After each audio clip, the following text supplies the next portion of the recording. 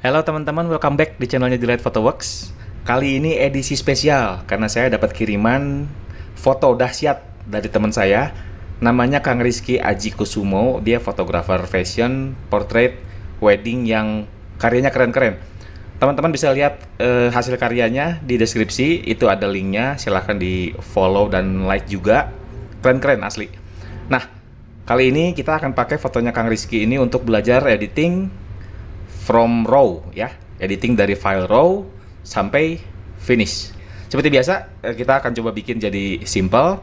File contohnya juga saya sudah minta izin Kang Rizky untuk di share. Silahkan teman-teman kalau mau download boleh.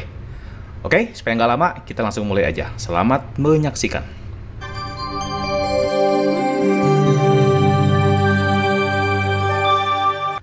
Sambil kita buka filenya ya, saya jelaskan sesimpel mungkin apa bedanya RAW dan JPEG. Banyak yang bilang profesional shoot RAW gitu ya. Ini salah besar. Ini salah besar. Karena salah justru. Jadi gini, profesional itu justru harus tahu kapan dia harus shoot RAW, kapan dia harus shoot JPEG. Oke, misalnya gini, saya ada wedding dan malam ini beberapa filenya harus diupload untuk kebutuhan medsos misalnya.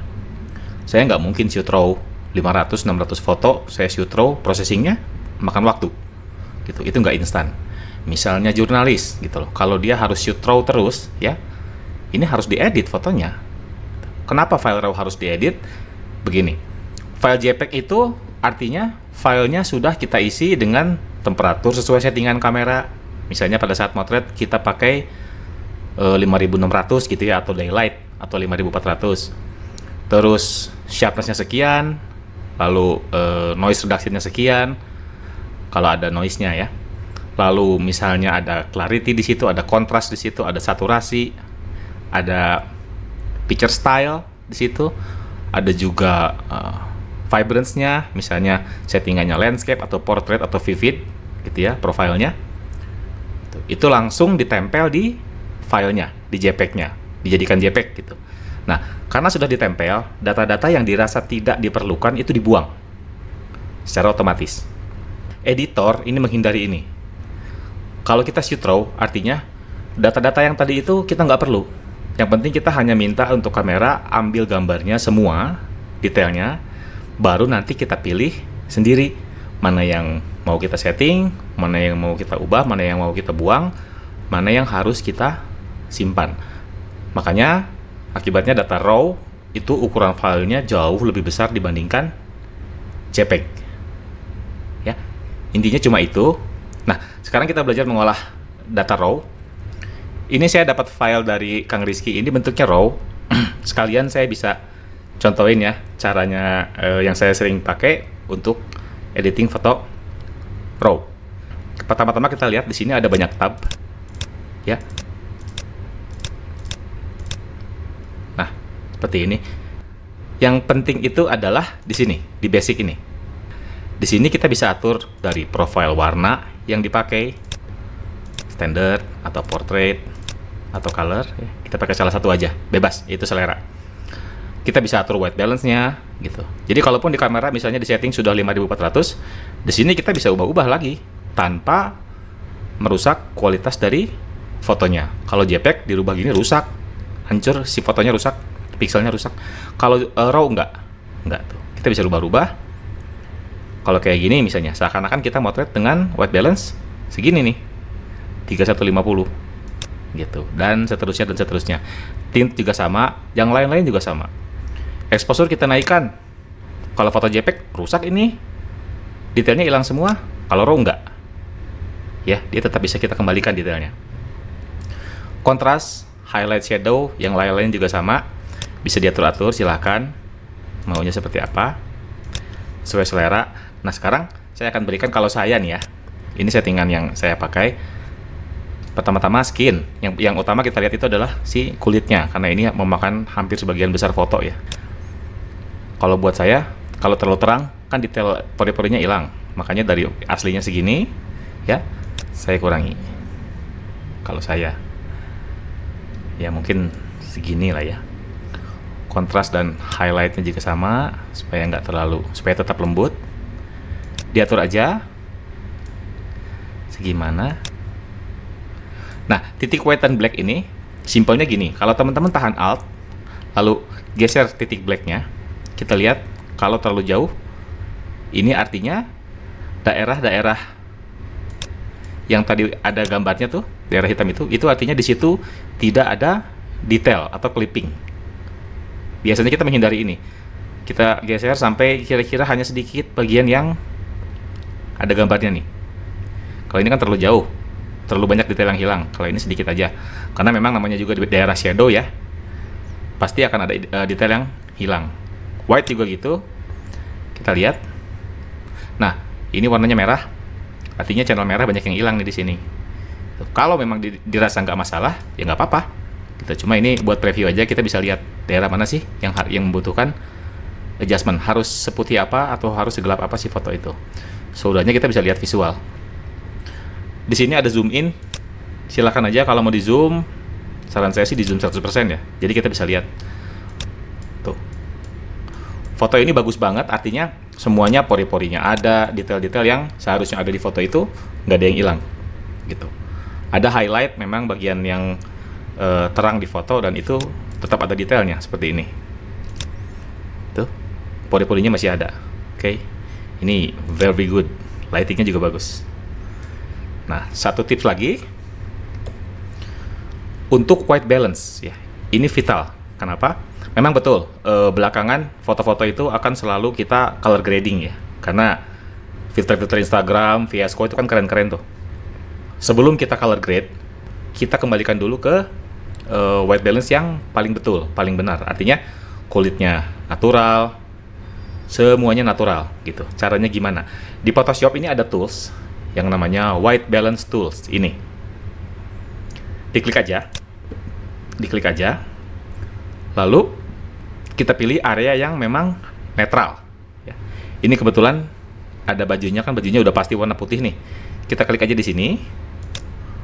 Photoshop akan dapat informasi bahwa oke, daerah sini harus putih. Dia akan menyesuaikan warna-warna yang lainnya. Lihat perubahannya, ekstrim. Langsung dia kembali ke normal ya, white balance yang normal, nggak terlalu hot, temperaturnya nggak terlalu cold. Tips kedua, biasanya ya yang bisa kita jadikan acuan itu daerah mata juga bisa. Nih, ini juga biasanya kita dapat acuannya, walaupun kalau kita klik misalnya nih di sini segini, terlalu gelap. Cuma seenggaknya kita gesernya nggak terlalu jauh, pasti sekitar sini gitu loh. Atau di gigi juga bisa. Ini mungkin nih, kalau saya sih prefer ini. Nah, seperti ini. Sesudahnya, kalau kita klik done, dia akan menyimpan settingan kita nih. Dia akan menyimpan settingan kita ya. Kalau kita klik open object ya, settingan kita ini disimpan dan dibuka di Photoshop. Kalau kita hanya mau, kita mau proses raw-nya aja tanpa kita mau ngedit, ya done aja udah, selesai. Kita keluar dari Photoshop. Kalau open object, dia akan dibuka di Photoshop. Ya, sebelum dibuka di Photoshop, kita klik di sini ada lens correction. Ya, kita lihat di sini bisa kelihatan profil lensa yang digunakan oleh Kang Rizky ya, oleh fotografernya. Setiap lensa kan ada karakter distorsi sendiri. Ya, distorsi dan vignette sih sebenarnya. Jadi kalau kita tidak enable, ini yang terjadi. Kenapa bentuknya seperti ini? Karena memang ada distorsi dari si lensa. Kita lihat bagian sini ada vignette-nya gitu loh. Nah, ini oleh Photoshop, oleh Adobe dibuatkan profilnya supaya semua kekurangan lensa tersebut bisa dikapasitasi. Akhirnya kalau kita klik ini, nah kata dia, normalnya tuh segini. Artinya ini sudah dikoreksi secara otomatis. Oke, kita open object. Seperti biasa kita akan bersih-bersih ya sebelumnya. Ini kita lihat ada lambang di sini. Ini artinya layer ini adalah smart object. Jadi kalau teman-teman double klik, ini akan kembali ke raw converter yang tadi. Teman-teman bisa buat adjustment kalau diperlukan ya. Oke. Nah, seperti biasa kita akan buat cleaning up istilahnya ya. Jadi saya biasanya pakai layer yang ini ya, new layer gitu. Atau praktek yang lebih baik sebenarnya kita duplikat dulu seperti ini, new smart object via copy.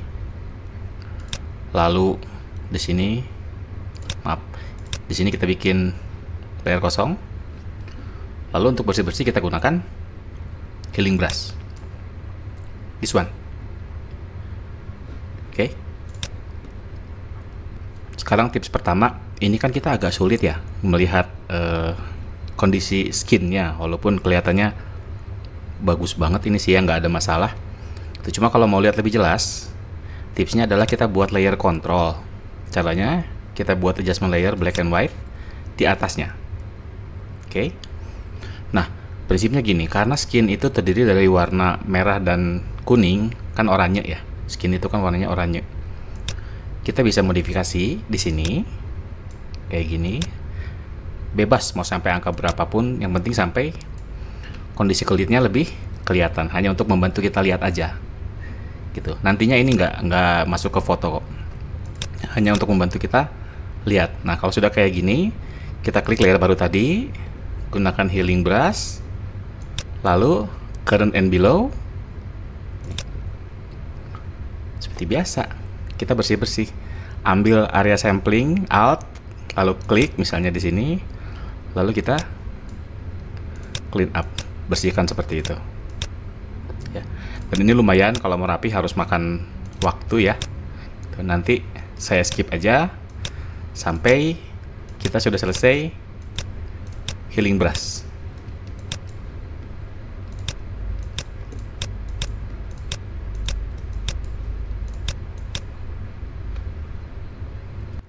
Pertama-tama yang akan kita lakukan adalah cleaning up.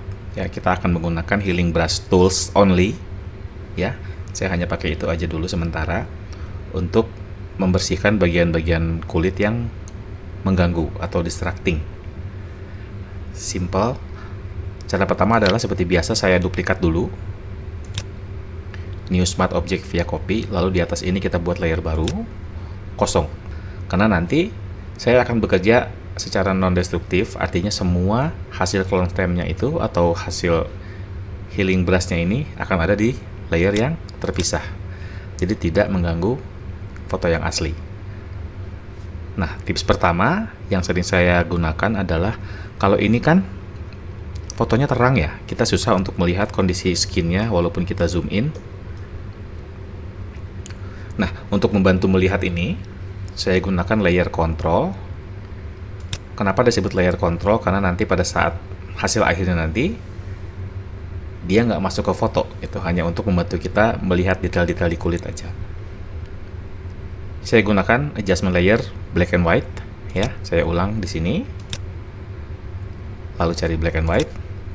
Nah, prinsipnya adalah karena kulit kita itu oranye dan terdiri dari warna merah dan kuning, kita geser-geser dua slider ini sampai di titik dimana kita bisa melihat dengan jelas detail dari kulit. Bebas ya, tergantung fotonya. Yang penting bisa kelihatan aja nih, daerah sini tadinya nggak kelihatan jadi kelihatan, daerah sini juga, mungkin daerah atas juga ada. Nah, ini juga bisa kita clean up sekalian. Oke, kita aktifkan dulu layer yang kosong ini, lalu kita pilih di sini healing brush. Yang harus diperhatikan di atas ini hanya dua. Yang pertama adalah ini, hardness-nya no, artinya kita bekerja dengan brush yang lembut, yang pinggirannya lembut ya, nggak tajam. Lalu yang kedua, kita gunakan sampel current and below. Kita tidak gunakan yang all layer. Kalau all layer, artinya Photoshop akan ambil sampel juga dari hitam putih ini. Sementara kan kulitnya aslinya kan nggak hitam putih. Kita maunya untuk healing brush, dia hanya ngambil sampel ke layer di bawahnya, ya kan? Makanya kita gunakan current and below, layer ini dan layer di bawahnya. Nah, prinsip kerjanya sederhana. Kalau healing brush, buat teman-teman yang nggak tahu, kita pilih satu titik satu daerah di mana kita akan ambil sampling kulit. Nah, setelah itu dilepas, lalu dengan ukuran brush yang sesuai, kita timpakan ke daerah yang mau kita retouch, seperti itu. Before, after, before, after. Ukuran brushnya sesuaikan dengan ukuran daerah yang mau kita retouch ya. Shortcutnya bracket depan belakang ini bisa digunakan untuk merubah ukuran brush. Misalnya ini, saya ambil sampling dari sini, seperti itu ya. Dan ini kita lanjutkan sampai daerah-daerah yang mau kita clean up ini bersih semua. Proses ini lumayan makan waktu, jadi di video ini akan saya percepat. Nanti teman-teman bisa lihat PSD-nya, hasil dari proses sealing brush ini, buat acuan teman-teman, jadi teman-teman bisa belajar juga. Oke, saya lanjutkan healing brushnya. Sampai ketemu di step selanjutnya.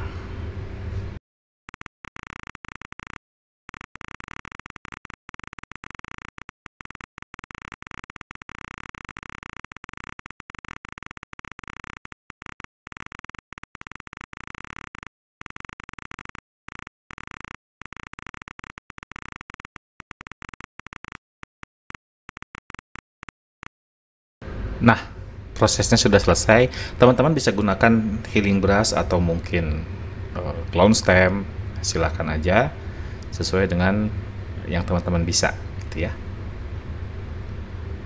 Nah, selanjutnya teman-teman bisa lakukan editing lain ya, misalnya merubah struktur wajah, kita bisa pakai liquify atau mungkin bisa pakai contouring, atau mungkin kita bisa bikin matanya lebih terang, atau mungkin kita bisa bikin editing yang lebih detail lagi untuk area bibir gitu. Nah, untuk masing-masing bagian itu akan ada video khusus supaya bisa penjelasannya lebih mendalam.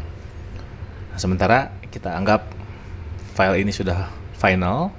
Selanjutnya teman-teman bisa lakukan color grading, itu pun kalau teman-teman mau, karena tiap fotografer kan punya style ya. Mereka bisa rubah warnanya sesuai dengan keinginan mereka atau mungkin untuk kebutuhan klien. Nah, ini saya coba kasih sedikit grading ya, yang simple aja. Saya pakai ini deh, gradient map nih. Ini salah satu caranya. Saya klik di sini. Oke, lalu saya klik yang ini. Kita lihat colornya kita bisa ganti.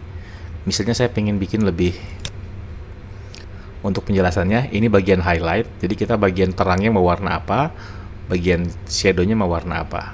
Nanti kalau udah jadi lebih kelihatan kok. Misalnya highlightnya saya mau bikin warna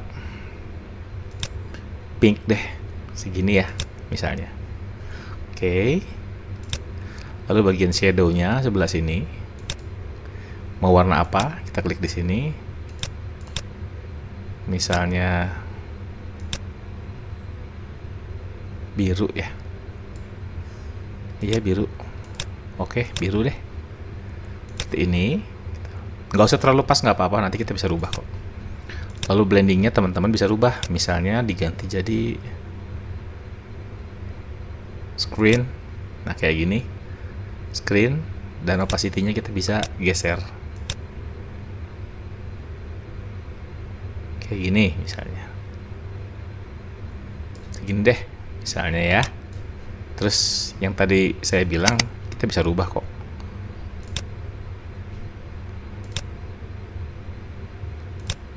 Ini mau dibikin lebih gelap misalnya.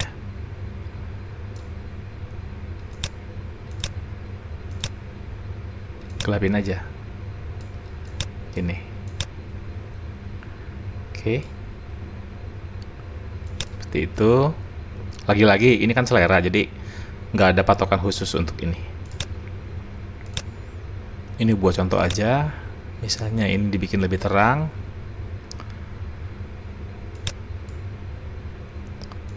atau misalnya mau biru juga boleh, silahkan aja.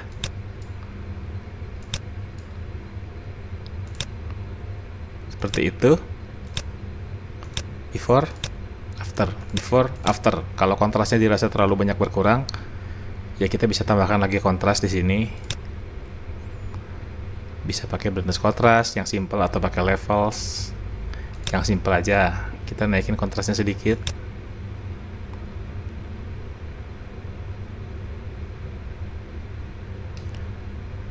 Atau mungkin dikurangi justru. Oke. Kita bisa pakai curve juga.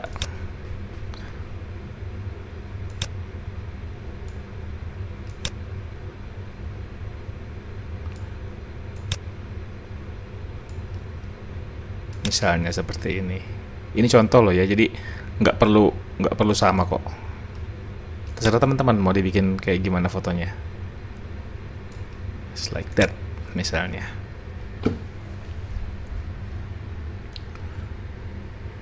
Before, after.